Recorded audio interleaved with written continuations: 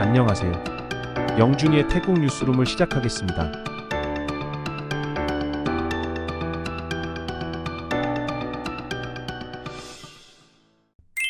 태국 재무부가 새 정부의 경제 정책에 따라 세제 개혁을 추진하고 세원 확장을 통해 재정 수입을 늘릴 계획입니다. 특히 세수에 잡히지 않던 음성경제 부문을 양성화하는 방안과 저소득층을 위한 소득세 환급제 도입도 검토 중입니다. 또한 탄소세, 배터리세 같은 신세금을 도입해 미래산업과 환경보호를 촉진할 계획입니다. 이외에도 새로운 기술 및 디지털 경제에서 세금을 징수할 수 있는 방안을 모색하고 있습니다. 태국 국세청은 2025년부터 1,500바트 이하의 저가상품 수입에도 부가가치세 7%를 징수할 계획입니다. 이를 위해 외국에서 상품을 수입하는 쇼핑 플랫폼은 부가가치세 7%를 직접 납부하도록 시스템을 개발 중입니다. 이럴 경우 연간 약 15억 바트의 세수를 확보할 것으로 예상됩니다. 푸미탐 태국 부총리 겸 국방부 장관이 국방부에서 공식 환영을 받으며 군 지휘관들과 만나 군 장성 인사를 논의했습니다. 그는 국방부 내 주요 성지들을 참배하고 군의 업무와 관련된 브리핑을 청취했습니다.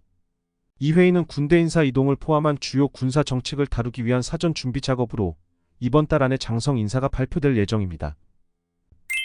태국 정부가 지라유 후앙삽을 새로운 정부 대변인으로 지명했습니다. 지라유는 1969년생으로 태국 라디오 및 텔레비전 뉴스 앵커 경력으로 현재 국방부 정치부문 대변인으로 활동 중이었고 이번 정부에서는 정부 대변인으로 지명되었습니다.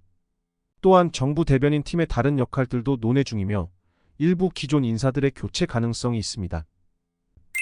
태국 외교부 장관이 미얀마와의 협력을 통해 북부 지역의 홍수를 완화하기 위한 물 관리 협의를 진행 중입니다. 양국은 수해 방지를 위한 추가적인 물 저장 공간 확보 방안을 모색하고 있으며 메콩, 란창 협력을 활용한 장기적 물 관리 대책도 논의 중입니다. 한편 중국 대사관은 최근 메콩강에 추가적인 물 방출이 없었으며 하류 홍수에 대한 압박을 가중하지 않았다고 해명했습니다. 태국 피사눌록 지역 제1선거구 보궐선거에서 프아타이당 후보인 자데스 찬트라가 35,230표를 얻어 당선되었습니다. 경쟁자인 나타촌 차나부라나삭은 28,486표를 받았으며 두 후보 간의 표차는 6,744표였습니다.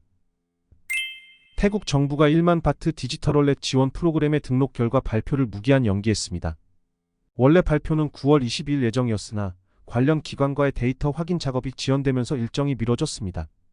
현재까지 약 3,300만 명이 프로그램에 등록했으며 자격 요건으로는 연간 소득 84만 바트 이하와 예금 50만 바트 이하 등이 포함됩니다.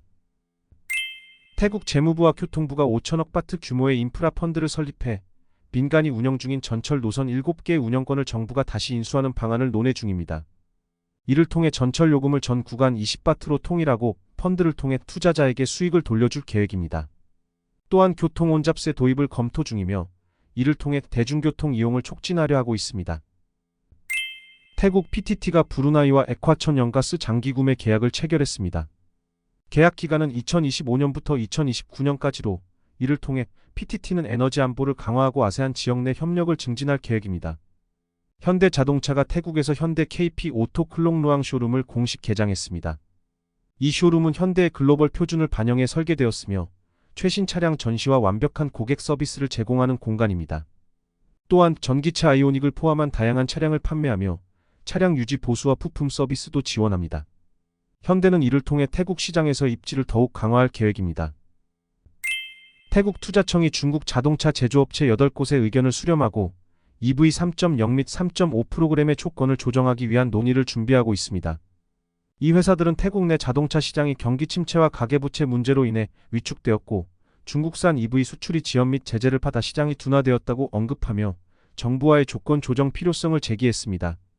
투자청은 현재 새로운 전기차 위원회 구성을 기다리며 EV 3.5 프로그램에서는 전기차 가격과 배터리 용량에 따라 5만 바트에서 10만 바트의 보조금을 지급할 예정입니다. 태국 소비자 3명 중 2명은 2025년 경제 상황이 올해보다 악화될 것이라고 전망하며 생활비 증가를 우려하고 있습니다. 설문조사에 따르면 가계 지출의 대부분이 교통비, 주거비, 전기요금 등에 사용되며 많은 사람들이 지출을 줄이기 위해 긴축을 준비 중입니다.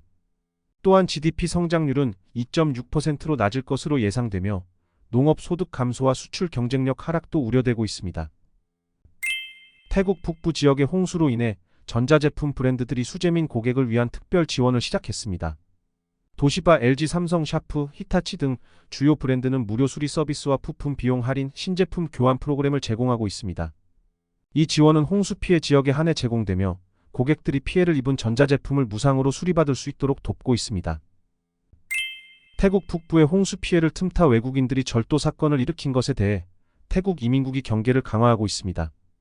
특히 미얀마 국적 용의자들이 홍수 지역에서 절도를 시도하다가 발견되었으며 이 중 일부는 체포되어 조사 중입니다.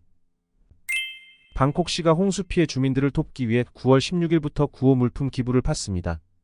기부 대상 품목은 쌀, 통조림 식품, 의약품, 청소 도구 등이며 방콕시청과 인근 쉰개구청에서 접수합니다. 미얀마에서 최근 홍수로 113명이 사망하고 64명이 실종된 가운데 국제사회의 지원을 요청했습니다. 이 홍수는 태풍 야기의 영향으로 발생했으며 32만 명 이상의 주민이 대피소로 이동했습니다. 군부는 외부 지원을 받아 피해 지역에 구호 물품을 신속히 전달할 계획입니다. 이상 명준이의 태국 뉴스룸을 마치겠습니다. 감사합니다.